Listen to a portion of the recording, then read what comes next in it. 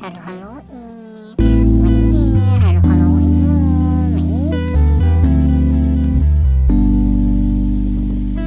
Tapos ilagay mo na ang top, ang pinili mo. Ayan.